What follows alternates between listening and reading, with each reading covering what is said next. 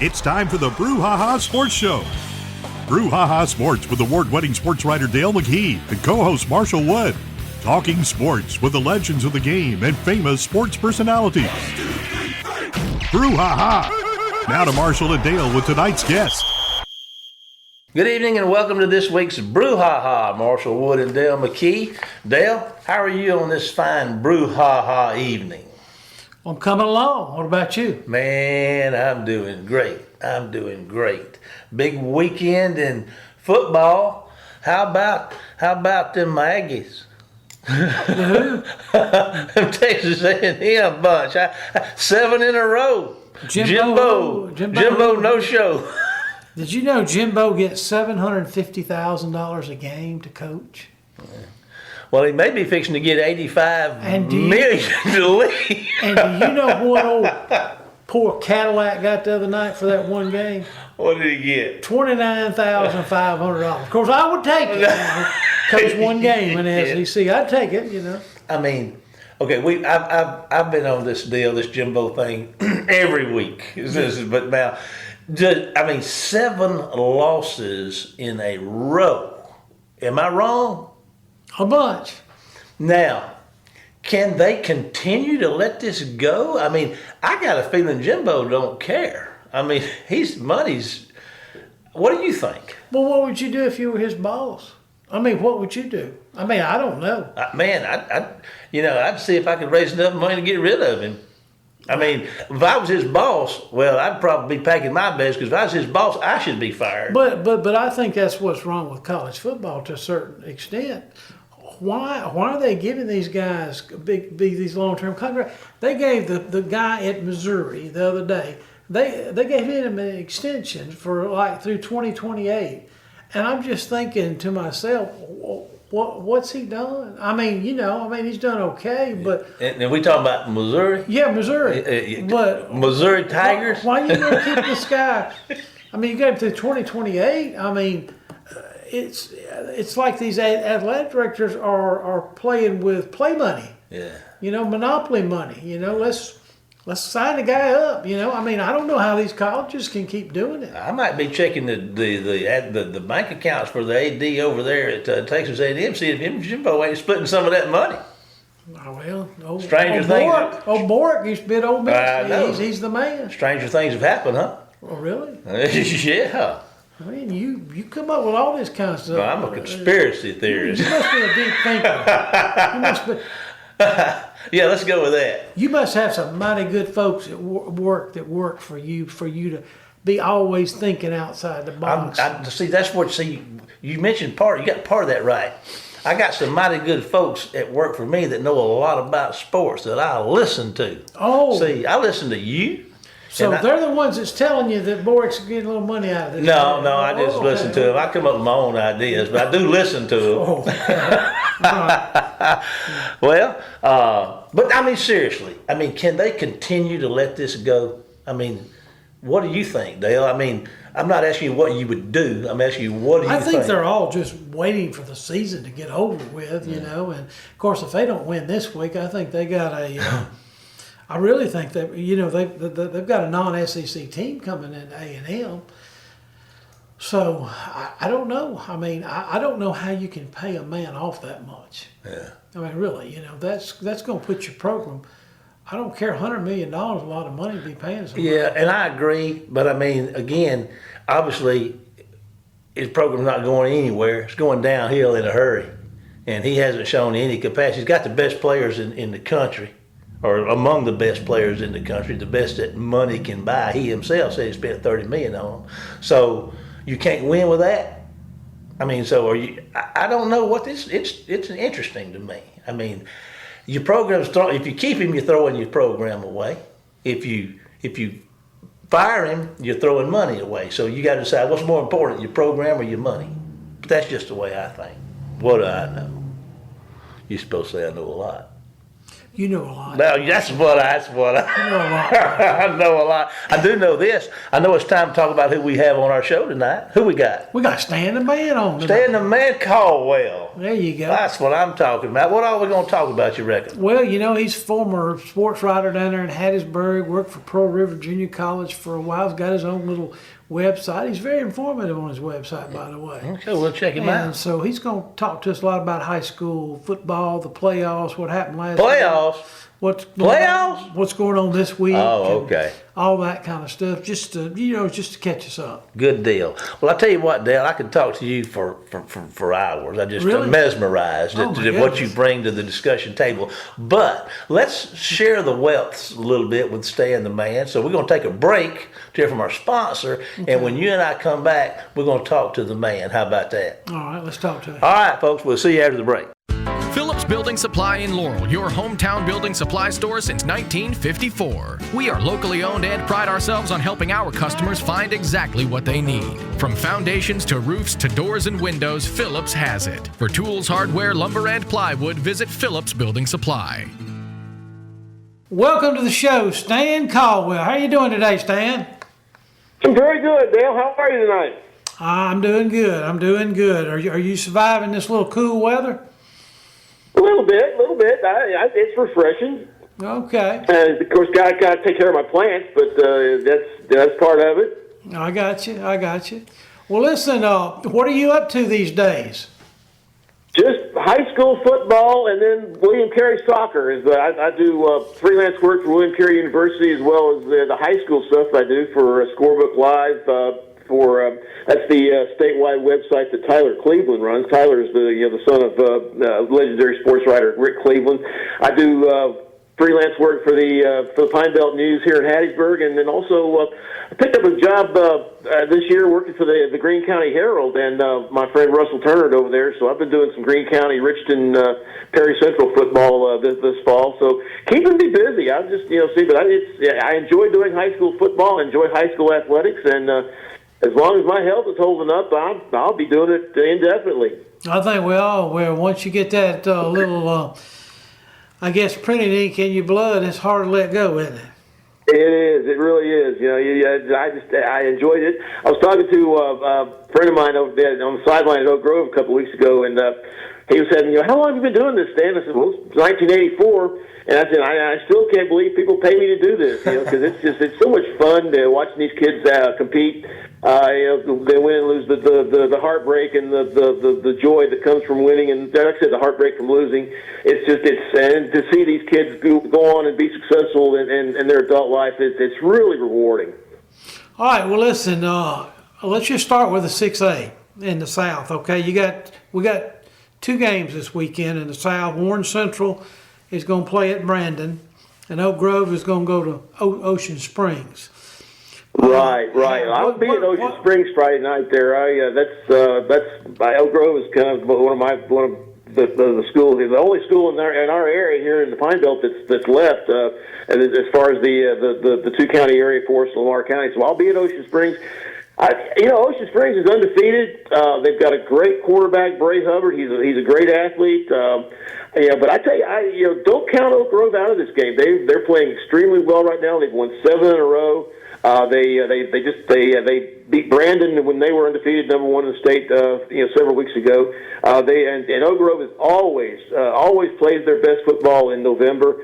You don't be surprised if they go down there and upset Ocean Springs. And the same goes for Warren Central. They went down and just boat raced Gulfport last week, 38-3.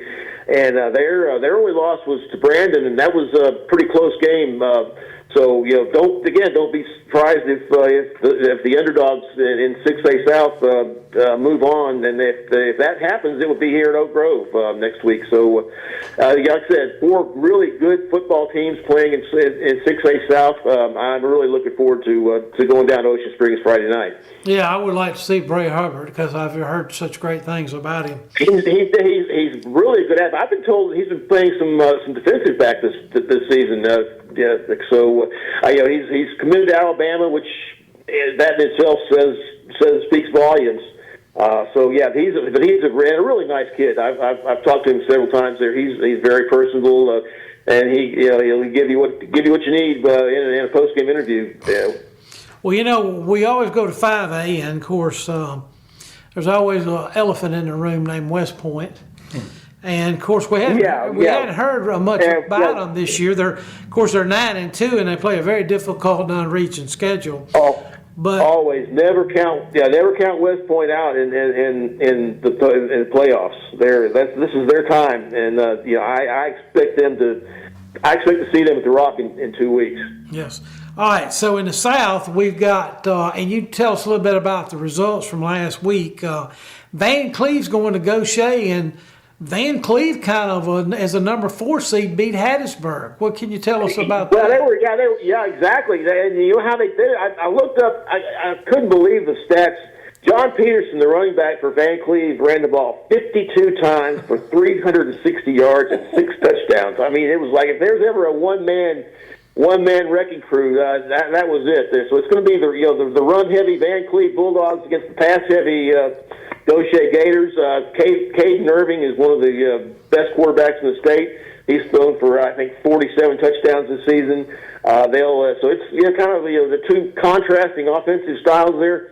At Gaucher, and of course Gaucher's only they lost their first game of the season. Get this, to Provine now, and of course everybody's thinking, what are you doing losing to Provine? Of course, Provine's a pretty good team, but then they came on, they won 8 straight, and then lost a really tough game at Picayune in overtime. So that's kind of looking at it. But I'll tell you what, don't sleep on West Jones. They have the capability of going down to Picayune and pulling off the big upset. They've got a really good front seven on defense. They're big, they're physical, they're fast, and they're getting they've had some injury problems late in the season. They're getting those kids back, and they really just they ran all over East Central, which you look at that score, I'm saying it's one of those scores that kind of makes you say, whoa, what happened there? 38-0 over East Central. That's just don't count Scott Pearson out. Again, he's one of those coaches whose teams get better as the season goes along, and they usually play their best football in November. Don't be shocked if they go down to Picayune. West Jones has ruined Picayune seasons twice in the last 4 or 5 years. In 2018 they knocked off Picayune, and then 2020 when they won state, they beat Picayune and South State to get there. So don't sleep on West Jones. I wouldn't be shocked to see them win that game. All right, we're going down to 4A for just a minute. Tell me about I guess the closest team around is Poplarville. And they're going to Stone County. Poplarville, and of course Mendenhall. The team I want to bring up those Quitman. This is the team that was 4-5 going into the playoffs. They had to go down. They were 4 seed going down to play an undefeated team in Macomb, and went down there and just really ran all over Macomb. 42-21. Then won their game last week over Moss Point, 39-21. So they're kind of a wild card. Nobody knows a lot about them, but they have to play at Mendenhall, and that's going to be a tough chore. Mendenhall 11-1. They avenged their only loss of the season last week, beating Columbia 29-20, and that was a game they were behind 20-9 in the fourth quarter. So that's that Mendenhall beat Quitman pretty handily in the regular season. I would expect the same to happen. The game that's really going to be interesting in 4A South is Poplarville. Poplarville at Stone. Stone County is one of these teams that's kind of flown under the radar a little bit. They're 8-2, playing at home. Poplarville 11-1. Their only loss was to Picayune in the season opener. I've seen Poplarville, and they have a really good offense. It's one of these wing T, with a lot of big guys up front with a lot of backs, run a lot of motion, a lot of misdirection. It's a really hard offense to game plan for and to defend.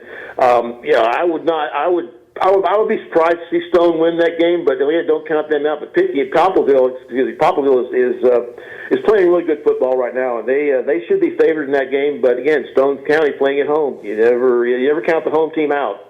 That's true. All right, listen. As we drop down to 3A, I guess the only local team around here would be Raleigh, and as far as Raleigh was a team that was being talked up big in the preseason this year, and they pretty much lived up to it. Their only loss, they're 11-1. Their only loss was to MRA, the Academy Power in the big schools in the MAIS. That's a really South 3A is really interesting. All four of these teams are from the same region. They're all from 6-3A. They've all but won their 2 games, so it's really kind of a old home week for these teams. Weston playing at Raleigh, and then McGee playing at Hazelhurst. McGee struggled early in the season, but they've really picked up a lot of steam there. But Hazelhurst is really playing good football. They punched Jeff Davis County in the mouth. I was surprised, not that they won, but a margin. They beat Jeff Davis County handily, 32-13, and I didn't expect that. So those two games are going to be really interesting there. I expect to see a Raleigh Hazelhurst matchup in the South State. But again, these underdogs are playing well in 3A South, and of course everybody is kind of looking up to the north at Amory. They're the kind of team to beat in 3A North, and a lot of buzz about the Amory Panthers. So we'll see how that goes. But yeah, I think Raleigh and Hazelhurst are the teams that will get through to next week and play for South State in 3A South. Well, let's kind of roll over 2A for just a minute, because really not anybody just sticks out to me from around here, except for Scott Central. I've seen them play in a lot of state championship games over the years. I know they really got a great quarterback. Well, defending state champion. They had most everybody back. Their 2 losses, I want to say, I don't have it in front of me. I know they lost to Bay Springs in overtime, and their other loss I think was Raleigh maybe. So they've played a tough schedule. This kind of shapes up favorably for Scott Central. They're playing a Philadelphia team that's gotten hot late in the season. And of course, Lake is playing. Of course, they had a tragedy earlier in the season. They had a young man that was murdered from their football team. So they're kind of playing with that for that young man, and Velma Jackson, another team that's kind of not too many people around here know a lot about them. They've been more known for basketball, but they've got a real good team. But I expect Scott Central to be the team to move on from in 2A South. There you go. All right, let's go to 1A, and we got a couple local teams here. Taylorsville's going to Hamilton, and that's probably about a 5-minute drive from Taylorsville to Hamilton. And no, it's maybe a little longer. Hamilton is over up there around Columbus. Yeah, it's way up there. I'd have to look at a map for that. I tell you, Hamilton's having a great season. They're 12-0, but I like Taylorsville in this game. Just you compare the non-region schedules between the 2 teams. Hamilton played Hatley, McAdams, Smithville, Oklahoma. Taylorsville's non-region was McGee, Morton, Raleigh, and Lawrence County. There's not a lot of comparison there, and they played Bay Springs really tough in the regular season. And I would pick Taylor. If I'm picking that game, I would be picking Taylorsville. I think they're going to go up there and win. And Bay Springs, of course, they're on a roll. They're playing extremely well. They were the region champions, and really Taylorsville was the only team that played them close, 36-20 earlier in the season in region play. So I would expect to see a Taylorsville Bay Springs matchup in 1A South. And of course, the interesting game in 1A North. The North half is Simmons. They're always really good in 1A and playing undefeated Biggersville. Biggersville kind of came on. They had the last 3 years.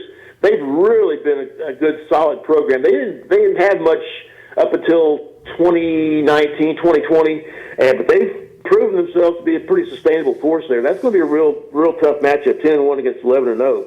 Yeah. That's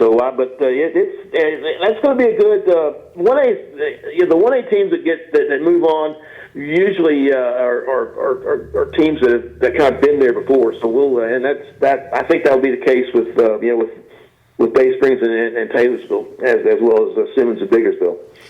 Well, listen, I'm going to give you a trivia question here in a minute, or I'm going to try to stump you if I can, okay? We'll try to stump you. All right. All right, first of all, about how many teams in Mississippi high school play high school football in Mississippi, just in the MHSAA? Probably 2, let's see here, this quick math, 44, 48, 72. I would say probably about 200. About 200? All right. How many teams do you think are undefeated? Right now, the only team, they got Tupelo's 12-0, Picayune is 12-0, Ocean Springs is 11-0, Biggersville is 11-0, and that is Itawamba. That's another team that nobody's talking about. They're way up there in Fulton. Those are the so 1, 2, 3, 4, 5, 6. Six. I think 6. And what surprises me about, 2 of them are in 1A and 2 of them's in 6A, and it looks like That's 6A. Correct. And 6A. And again, Tupelo I'm not talking about really Brandon. playing I'm really good talking football. about They've come on. They've got a really tremendous defense, and they've got a challenge from the defending state champions, Madison Central. That'll be a good matchup. Tupelo humbled Madison Central in the regular season, so there's a little bit of a revenge factor there. Okay. But 12-0. Yeah, two undefeated teams in 6A, 2 undefeated teams in 1A. All right, listen, we're going to ask you a question, too, about what do you think about the classification, adding a 7A? In your opinion, was it needed? I've been against this. I think it's diluting the product. You've got some regions now that are where you don't. There's no. You got 4-team regions, so everybody gets in the playoffs. I don't like it. I get why they're doing it, because it's they're trying to do competition, improve the competitive nature of the game. But there's just not enough teams in this state to really justify 7 classes. I mean, like I say, you've got 200 schools across 7 classes. You got 24 teams in 6, 7A, 24 in 6A, 24 in 5A, and then 35, 40 in the other classes. It's spreading it's spreading too thin. I mean, it's getting too easy to get in the postseason. I mean, I get why they have 4 teams, but I don't like it. But it is what it is. It's coming. There's nothing we can do about it. We got to get ready for it. It's going to be interesting to see how it shakes out. And make a lot of money. Yeah, that's right. I mean, I don't know if that's right. You run the math on it, they'll make a lot of money. They're gonna, I hate to say this. I don't want to get, with the MHSA, it has always been all about the Benjamins, and that's just the bottom line. And again, that's you got to make money to keep the lights on, and I get that. That's sometimes the decisions that are based on money aren't really always the best, and I'll leave it at that. Yeah. Well, that's probably a good spot. That's probably a good spot to stop since we're out of time. And of course, listen, I'm not hating by asking the question. I'm just making a statement there. Of course, it takes money to run anything. But like the Brouhaha here, I have to pay Dale a fortune to get him to come in here and do this, and he's over there grinning. That's right. But we're about out of time. Listen, Stan, we really appreciate you being with us and all that you're. Thanks so much for having me, Dale. I appreciate it. It's always a pleasure. We're going to take a break and to hear from our sponsor. We'll be back for the final segment right after this commercial. Phillips Building Supply in Laurel, your hometown building supply store since 1954. We are locally owned and pride ourselves on helping our customers find exactly what they need. From foundations to roofs to doors and windows, Phillips has it. For tools, hardware, lumber, and plywood, visit Phillips Building Supply. Welcome back, everyone, and I tell you what, Stan the man, he can go. He can. Man. He's picked a good job to do after he got out of baseball years ago. Didn't he play for St. Louis? Wasn't that the Stan? I defer to you now. Okay. You're the expert. You're not that old. No, I'm not as old as you are. Man. Yeah, you too. You old. Okay, Stan the man, you hit that ball. All I know. That's what I'm talking about. Anyway. Well, I guess we beat Jimbo up enough. We can move on to something else. How about the coaching search going on over there at the Auburn University? Oh, they did that Saturday night, baby. You think they found him one? You didn't see ESPN cameras running around that field, and everybody was jumping up and down, celebrating, tears down everybody's eyes. Yeah. They got their man, Cadillac, baby. Cadillac. Leave everybody else alone. You go with Cadillac. I know where you're coming from. You want to leave Lane Kiffin alone is what you want. But they coming for him. Huh? They coming for Kiffin. They got to be. Sure. Let me just tell you something. When they let the other guy go, they probably told the new athletic director, said, "This is who we want. Go get him." And that was before Cadillac did his little thing the other day. But I really, That J-Mar, he cannot he help. is killing us. Would you Y'all get tell him on- J-Mar we'll be back in a minute. Would you get him on the show? Okay. he'll quit in a minute. He usually does. We just can't take everybody. I know, J-Mar. I know. Do people remember who J-Mar is? Man, I do. Okay. I don't know about people, but I remember the first time I saw him, his ninth grader Meridian showed up at halftime. How about that time J-Mar Smith showed up at halftime and Meridian beat the War Eagles is what I remember. Well, they ran into another excellent quarterback the other night, didn't they? Oh, I'm going to tell you something. That kid that plays quarterback down there at Gaucher, I haven't missed a Wayne County High School War Eagle football game in 22 years, maybe 23 years. I have never seen a high school quarterback, in my opinion, that good. That's the best I've ever seen. He was a good one, wasn't he? Yeah, he could make every throw. He throws like Mahomes. He's got all these angles. He throws around you. He throws over you. He throws under you. Just crazy good. Yes. He gonna be a baseball player at Ole Miss?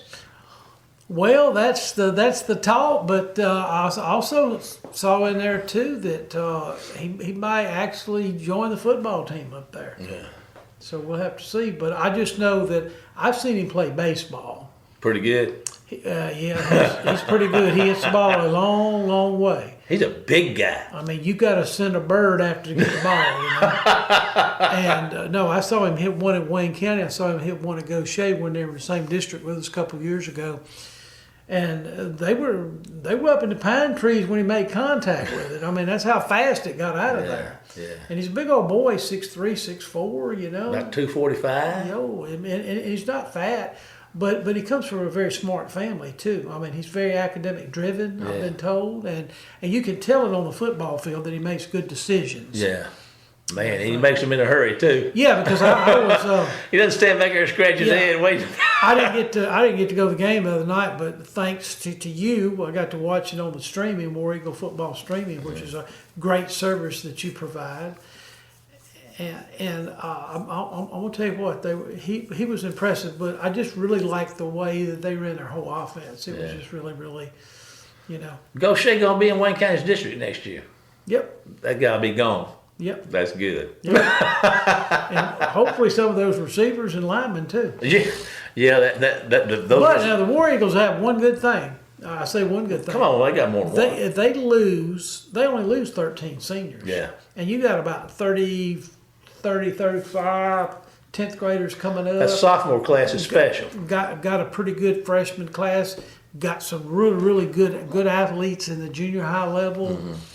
War Eagles are not far from getting back. You know, I'm not hating now. We got great kids. And there's one thing about our kids that I really love this year is to learn how to control themselves. They got a little fighty against Florence. Had a little talk about that. When the Brouhaha broke out at Natchez, Wayne County didn't engage. They got real chippy at Gaucher Friday night. Wayne County did not engage. I really like that. Now, that bunch from Gaucher got on the edge with this, you know, late hits and stuff like that. They pushed the envelope. Our kids responded well to that. I was proud of them. Good. I was proud of them. Dale, anything else you want to throw out here? I just want to say this about Kiffin. He's not going to Auburn because he's going to wind up at Alabama one day. I'm just going to go ahead and tell you. He may milk a little money out of it. I think it's easier to go from Ole Miss to Alabama than from Auburn to Alabama. Well, if he goes, from what I read, if he goes to Auburn, he can strike Alabama off the list. Sure. Yeah, so that's where he wants to be. And I'll say that he and Deion Sanders are the two most culturally relevant coaches in football today, in my opinion. I really do. But that having been said, looks like you got something you need me to do? Yeah, we need to congratulate Jackson State for winning the Oh, that's right. SWAC East, and Delta State. You know, they finished 10-1, and they're going to the playoffs. They're going to host Fayetteville State out of North Carolina this Saturday. So you know, we got a couple teams that are already postseason. Of course, Ole Miss and Mississippi State are bowl eligible if they so desire to go to a bowl. And Southern Miss needs one more win, either get South Alabama this week in Hattiesburg or over at Monroe on the following Saturday. To the top. I see something in your odds and ends in your column, Dale, that's kind of made me proud being a Southern Miss guy. Southern Mississippi, Coach Jay Ladner's Golden Eagles upset Vanderbilt 60-48 Friday night to improve to what? 2-0. You know, we had him on our show. Great interview, great guy. You know, he's talking about how you had to get old quick, and he hit that transfer portal, and he may be another wizard at this stretch. He's 2-0. I mean, I'm excited about that. He's got it going. Good. He's got a couple games this week, so you know, hopefully he'll get it going for him. You know, I don't know if it was actually an upset. I mean, it just depends on how Vanderbilt was rated. But anytime you can travel to an SEC school and come home with a win, I think it's pretty impressive. And Vanderbilt, historically, you know, they don't play much with football. They don't get a lot of credit. But baseball and basketball, those guys play it. I was very proud of Vanderbilt this weekend. I pulled for Vanderbilt, except when they play our state schools. Yeah. I was very proud that they got a win this week. Yeah. Stopped at, a 26-game losing streak or something in the conference. And Commodores, anchor down. You know, those guys have got to feel good. So good. so good. So good. Well, on that happy note of feeling so good, it's time for us to go. But I tell you what you can do. You can follow us on Facebook during the week at the Brouhaha. You can check out all of our shows that are archived at our YouTube channel at the Brouhaha. But for now, it's time to say goodbye, Dale. Goodbye, Dale. And we'll see you next week for more of the Brouhaha. Get us out of here, Jamie. You've been listening to the Brouhaha with Dale McKee and Marshall Wood. Heard Tuesday evening, 6 p.m. on WABO. For more of the Brouhaha, follow us during the week on Facebook and WABO.